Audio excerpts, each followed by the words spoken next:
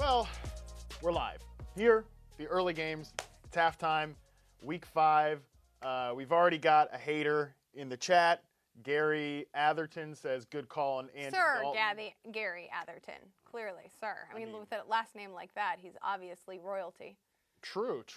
That game has been a total disaster so far for the gross, shootout type game script that we potentially thought, thanks to that bad Arizona defense. Of course, as you say, Liz, there's a lot of ball game left, but I'd like to pull up the beautiful box score for the Bengals right now in terms of the receiver core. No one with more than one catch. Got Alex Erickson, 1 for 7. Stanley Morgan, how about that? He's showing up. 1 catch for 6 yards. Tyler Boyd. Him, in fact. There you go. Oh, okay. One catch for 4 yards for Tyler Boyd and a big goose for Auden Tate. Same with Tyler Eifert, not even drawn a target yet. So I mean, but also this is fantasy football, and the Patriots are only up ahead of Washington by 2 points, and Tom Brady has passed for 200 yards, yes, but only has 1 touchdown. So it's not like this is the showdown that we were expecting either. No, I mean, that's the thing about football is unexpected things happen. You get surprises all the time. And, the thing with the Bengals point, I want to come back on that because this is always the game you play with, bad teams, right? There's a reason that these guys are losing, because they're bad. I've yet to win a game this season. Andy Dalton, bad. Tyler Boyd, fine, but not a number 1 receiver. John Ross, hurt. AJ Green, hurt. You're talking about goofballs like Auden Tate. And, I mean, I like Stanley Morgan as a prospect, but he definitely counts as a goofball. Tyler Eifert, this was the thing about Tyler Eifert. When it was sure, you start Will Dissly. I didn't mess with it. I didn't. I ended up pulling him out of my DFS lineup this morning when we were talking about Jimmy Graham as a potential play. I threw him in there over Tyler Boyd. We'll see if that ends up working out. I mean, Tyler Eifert could go and drop 2 touchdowns here. You never know, but it comes back to the point, which is just you're not relying on a guy that has a ton of volume. He's run the most routes in terms of tight ends on the Bengals, but he's not drawing a ton of targets. He's not, even running. I think he only ran 83 routes on the season. So it was a risky play, and it might still work out, but it's not like you were playing Will Dissly, who's a full-time player. You hate to see it. Now that you've ranted about Tyler Eifert. Yeah, let's go to what people actually wanted us to talk about, and I want to pull up your tweet, Liz Loza, where you said, join me, and all these emojis, which is just, that's great work that we got going. If you want us to pay attention to you in the chat, make sure you use an emoji because it will catch my eye. And we do have one question right now we have one person crying about Will Fuller being on their bench. Matt told you so. To be fair, my colleague here has been pounding the Will Fuller hype train since, I don't know, the summer, but also you said adamantly that this was the week he gets back on track, so you weren't listening to Matt Harmon. Yeah, and someone did reply to your tweet here. I hate how everyone is sticking his neck out for correctly predicting Fuller's big game when every other week they get 70% of their predictions wrong. So, hey, listen, fella, you got to take your wins when you can get them. Get them, big guy. Yeah, give me a break. I mean, that's trashing myself. That's what you people are for. That's why you're here. But I think I'm here for that too. Yeah, and you do a great job, Thanks, Liz. Thank you. My confidence always teetering on the edge of completely falling. I don't think that's true. Your confidence is unteeterable. That's very true. Will Fuller, though, I mean, this is true. We did say that this was the week, and the reason was that the volume was there, but also this Atlanta defense is so bad. And also getting off the schneid in that game, and I can pull up the box score here too while we're talking about it. Devonta Freeman finally finds the end zone. So 2 guys who I've been trying to die on Bad Take Hill all draft season for, those 2 guys. And I mean, it should also be noted that Calvin Ridley and Julio Jones both have basically the same stat lines. They're both 3 of 6 for just over 40 yards. Yep. So I like the pace here. I think in the second half, maybe things kick it up because these are 2 teams that we know can hang with opponents for at least the first half. One of these 2 is going to start to, I think, waver. We'll see which one as the into the third quarter. Yeah, and I wanted to bring up too. I mean, people will definitely be upset about DeAndre Hopkins. Oh, he needs to have a big splash moment here. Yeah, this needs to be his Mike Evans 2 weeks ago, who was Devontae Adams, I think, a couple of weeks ago. He needs to have his big breakout, and that can be done against the Falcons secondary. Obviously, it's Will Fuller who's got the apple is the apple of that's what Brad always says, the apple of Deshaun Watson's eye. I don't really like that phrase. Yeah, we don't like that. We don't like falling into the end zone. Give me a break. 8 for 102 and 2 touchdowns for Will Fuller on 9 targets. 1 for 14 for DeAndre Hopkins. I had someone hit me up on Instagram right before we went live asking, like, do I trade DeAndre Hopkins? What should I look to get, trade for him? Right now, you can't really move him, you know? I mean, and this does tend to happen. This is the He's way. had brutal matchups, though, over the first part of the season, similarly to Devontae Adams, similarly to Mike Evans, who also had that stomach bug. So that's why I think this week is a good get-right moment for him. We'll see what happens in the second half of this game. Can we talk about the Minnesota-New York matchup a little bit, please? Sir Atherton, just FYI, on things that you maybe didn't see coming. Kirk Cousins has more passing yards than Tom Brady. So, hey, he also hasn't looked good doing any of this, which is problematic because he's already been sacked twice by the New York Giants defense. Not great, not great at all. Sacks, too. It's like everyone is around him. Crumbling under numerous defenders. Stephon Diggs has only caught 2 passes for 24 yards. He's second fewest in team targets, just ahead of Kyle Rudolph. There's a problem there with 3 looks. Adam Thielen remains, if there is going to be a receiver in this offense that Kirk Cousins is locked into. Adam Thielen has been it. He had a great play after the catch. He's already at 6 of 6 for 121 and a touch. Oh, man, yeah. Our fantasy handle just sent out a couple of tweets. I'm going to pull them up on my screen here too to update us on just how miserable this Diggs thing is going. He's apparently going to the locker room, number one. But before that, Vikings wide receiver Bissy Johnson has more Bissy, targets. that's my boo. Yeah.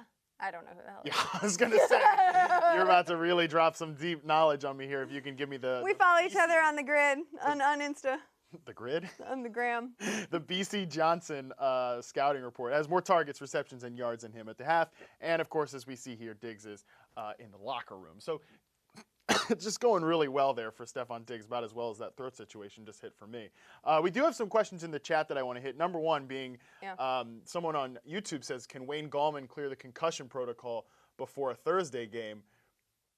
I don't know. I don't really know how the doctors, I don't even think the NFL know how the doctors in the NFL work. I mean, ask the Washington Redskins organization how fluid of a system that is. I'm going to say no. No, and I mean, I tweeted this out too in the first half, like, John Hillman? I mean, who are these guys? Ronnie's brother. Oh, wow. What an exciting comeback. I mean, I don't know if that's true. I don't know if it's true either, but yeah, no, this is a situation where I don't know much about these guys. Now, the good news is, of course, we do know that Saquon Barkley was pushing to come back in this game. Week, yeah. Didn't happen. Maybe we do see him in time to take on the Patriots too. Thursday game. I mean, that could be tough. I think that if Saquon even comes back this early, that's a pretty miraculous come up for him. I mean, I'd also be careful. Sprain. Yeah, right? Like, don't be doing, 2020 Rushing should be back. your year, Giants. Like, you don't need to be throwing it all out there, too. That game, too, as you mentioned on the Giants side, it's interesting with the receiver core. Darius Slayton scored a 35-yard touchdown. Sterling Shepard, 2 for 16. Evan Ingram, 2 for 12. And Golden Tate, 1 for 5. Mm-hmm. I think this was the week to kind of see how the usage, like the snaps, play out for these guys. But it definitely wasn't the week to play him against a tough defense. Of course, Darius Slayton notwithstanding. We all saw that coming, obviously. But I think the one thing I did note in the first half, Golden Tate looks like he is, in fact, the slot receiver. Sterling Shepard is more the outside guy. So that's a situation to monitor in terms of usage. I think Shepard can play on the outside. I think you agree with me there. I mean, I think he can. I think he's better in the slot, though. Yeah, that's just. I mean, you're always going to get more layup looks, some easier catches out of the slot. So it's definitely something to pay attention to. Also, it's worth noting they use Evan Ingram as the slot receiver too. I mean, that's kind of the thing with this Giants offense is they really it's all small ball. All a small ball offense. Can we talk about the game in London? Let us talk about the game in London because we have a question too. Someone says, hopefully David Montgomery will get more work because they played him over John Brown, who I think has over 50 yards in his game. So David Montgomery, this game is a little bit tilting. My Rams lost on Thursday. My Bears are going to lose in London to the damn Raiders. It's thank God for the Jaguars. So I was actually looking at the Oakland side of things because Josh Jacobs finally found the end zone, which is a relief DeAndre Washington, of course, also Vultured went in the there, which second is one. interesting because this Bears defense, that's been the vaunted piece of them. They've been now they did let Dalvin Cook into the end zone, but they kept him to so few rushing yards, and his YPC was so low, so he did end up falling into the end zone. But what's interesting to me is that Josh Jacobs is averaging 5.3 yards per carry. He did have like a long 20-plus yard run, but still, the Bears defense in the second half, I think, has to coalesce and get their stuff together and maybe resume focus. This could be a little bit of a trap situation. London games are always a little bit goofy, but I don't think they really took the opponent seriously enough. Maybe the Bears defense is throwing the game to avoid a quarterback controversy. Oh, stop. I'm kidding. I think Khalil Mack would like a little bit more in his revenge game. That's for sure. Oh, yeah. There's that piece of it, too. Forgot about that little narrative. It's also a Randall Cobb revenge game, too, this week, so start Randall Cobb everywhere. Please don't do that. Anyways, I think that it's definitely great to see Jacobs get this type of usage, especially around the goal line, because the touches have been there for him. There hasn't just been that explosive work. And, this is one of those things, if like you're a total volume advocate, this would have been the game to play Jacobs because, again, 12 carries in the first half, even if it's a tough matchup, and he's got over that 5 yards per carry like you mentioned. Chase Daniels certainly has not been an upgrade for the Bears at all. He's 6 for 9. No, though it is worth noting, and we should have seen this coming because it is Tariq Cohen who is leading the Bears receiving corps in looks, and Tariq Cohen has been a constant favorite target of Chase Daniels when he has targeted. So it does make sense that, again, you look at the data sample and the sample size that Chase Daniels has had. He's only had 3 games with the Bears, but Tariq Cohen has been atop the list in terms of targets.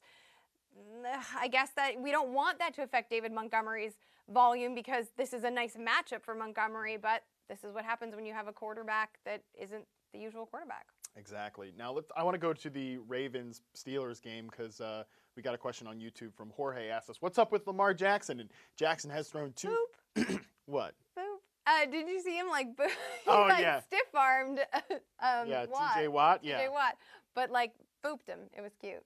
It was cute. I think TJ Watt got him back later. Yeah, right. That's the thing. Yeah. And, he has 2 first-half picks, sacked 3 times. Hollywood Brown scored an early touchdown, then went to the locker room. I don't know if I've seen any updates there, but it's worth noting with Lamar Jackson, he's struggling a little bit as a passer in the first half, still has 42 yards rushing, which, of course, is going to save that floor. That's like tacking a touchdown onto your total. So he's probably going to have a fine fantasy day. But I think the point here for me is that, Pittsburgh's defense is getting better. That was a situation where we saw him get worked in week 1. Week 2, a little bit different. But, the Seahawks, I think, 82% of his passes Russell Wilson completed against them. I think he dropped 3 touchdowns in that game. I think that we're seeing the Steelers defense get a lot better, especially up front. You bring up TJ Watt. Devin Bush played really well against the Bengals on Monday night. I think this is a front 7 that's really improving. And Cameron Hayward and Stephon Tuitt have been balling out all year up front for this team. And now they have another piece in the secondary, obviously, for first-round pick Minkah Fitzpatrick. Lamar Jackson's going to, he's going to have some issues going into Pittsburgh, too. They're a much better home. They've always been a much better home team than an away team. So I think that's the takeaway for me here. The Steelers are getting a little bit better on defense. And that's good to see because their offense still is not, crushing it or anything. They tried to do another pass with Jalen Samuels, promptly intercepted by the Ravens defense. Hollywood Brown is questionable return with that ankle injury. Yeah. That's the update. That's typically what you're gonna expect out of. He's a guy who had some injuries in college. A smaller guy, but it was nice to see him get the touchdown in there. Speaking of touchdowns, and Juju had a touchdown. Yeah, Juju got in the end zone. He took a nice, pretty similar to his week 2 touchdown week 3 touchdown against the 49ers. He took a long catch and run into the end zone. I think that's going to be the way that he has to score because Mason Rudolph's still not pushing the ball down the field as much. I did see Deontay Johnson run a couple nice routes in this game too. I know there looked like one it could have been called with a holding penalty, but still, I think he's a young player that's kind of ascending. I will give you an update. 2 players that everyone is excited is scoring touchdowns. 1, Ted Ginn scores against the Buccaneers. That game is turning into a nice little high-scoring affair. And 2, your boy Carlos Hyde. I was just going to mention that. I was just going to head back to the Carlos Hyde touchdown. Yeah, so, that's going to be great for all the people tilting about DeAndre Hopkins. You got Carlos Hyde finding the end zone there. Man, I feel like a little bit of an idiot for Duke Johnson. It stings me every now and again. Well, particularly with Kenny Stills not available today, you're still not seeing Duke Johnson get the volume that he should get. It's just crazy that they trade like what's going to end up being a 3rd-round pick. But this is what happens. This is why GMs and head coaches usually have different jobs. This is why there's a little bit of checks and balances going on there. That does not seem to be the case in Houston. But we are going to head out of here now. Are we done? We are. I've been told. We've been told that we're done. I've been told to shut the hell up and wrap the show. Oh, we didn't talk about the Jets-Eagles game. Oh, you want to play the Eagles defense, by the way. Well done. The Eagles defense was $15 in our DFS game, and they've already picked Luke Falk off twice. Took one back for a touchdown. Yes. Also getting a little bit of like pressure to sack regression here, because if you look at Sports Info Solutions, Brandon Graham and a few other players are very high in terms of pressures, but obviously they were dead last in the NFL in sacks with 3. The weird part about this Jets line is like they have some decent individual players, but they're not gelling as a unit. And I mean, I asked you before we came on air, do you think Adam Gase is one and done in New York? And I said no. I think he's one and done. I think if Sam Darnold comes back and like totally balls out, maybe. But well, if Sam Darnold comes back and dies, then maybe Adam Gase is out. Ooh, I mean, yeah, you and Sam are pals. Like, why don't you tell him, like, dude, don't risk your life with like the Adam Gase Jets. Maybe just Sam is gonna do what Sam needs to do for Sam. Clearly. But yeah, I think that's definitely like it's just a nightmare situation for Jets fans. I kind of feel bad for them because they're at least this offense could get better. It is worth saying like Chris Herndon comes back next week, guys. He's like a this difference is maker. If Sam Darnold and Chris Herndon both come back, there is a lift now, which will also help Le'Veon Bell's production because there'd be more field stretching abilities, which should create more holes for Bell to run through. And we already know how patient he is and what good vision he has, so he can definitely start to find those. Can we just, I know our producer wants to go, but like there's information that needs to be had because we got a lot of questions before the games kicked off about Jordan Howard and Miles Sanders and that shared backfield in Philadelphia. I was getting a lot of Miles Sanders questions. Jordan Howard scores again. Jordan Howard is the goal line back in this backfield. That is how it stands right now, like it or not. But it is worth noting that Miles Sanders did see 3 targets. He caught all 3 of those. So I don't think that you can just fade Sanders. I think that there's a nice floor here. And it's similarly comparable, not in terms of skill set, but maybe in terms of usage, to the Phillip Lindsay, Royce Freeman situation in Denver. That's a really good point. And the good news is, in this offense, you're playing with Carson Wentz and a lot of good players. It's a better offense. Not Joe Flacco, who's been like average at best. Sanders to me is an RB3 or flex every week because of his floor in the passing game. And I think maybe we all got a little bit nervous to see Jordan Howard have so much work in the passing game last week. But so far, that seems to be an anomaly. I love it. Well, that is going to do it for our early game halftime stream here. We will be back during the late games as well, so make sure you tune back in. We have like 2 games going on, like which is so annoying. Like, come on, schedule makers. Like, by the way, we're not getting Chinese food. I don't know if you guys are watching. See, I even started to get. You started to gag at the thought of it. The thought of Chinese food in the middle of the day, completely sober. Just all we've had is coffee all day. Yeah. We're not getting Chinese food, but Matt wanted like kale salad, so we're getting Mendocino Farms. Wasn't even my idea. Was not even. I opted for Buffalo Wild Wings. Come at us with a sponsorship. There you go. Nope, this one wanted some bougie sandwiches. It wasn't even my, anyways. All right, well, no one cares about getting like an Impossible Burger. Something very, very, very hip. We're signing off. We'll take this conversation off air because. How many, are you getting avocado toast too? No. Oh, the Oscar music's playing. All right, cool. Well, that is going to do it for our halftime stream. We will see you all for the late games. Bring your questions. Bring your emojis into the chat. We want to hear what is bothering you. Bring your boba teas. We'll have your salads with you.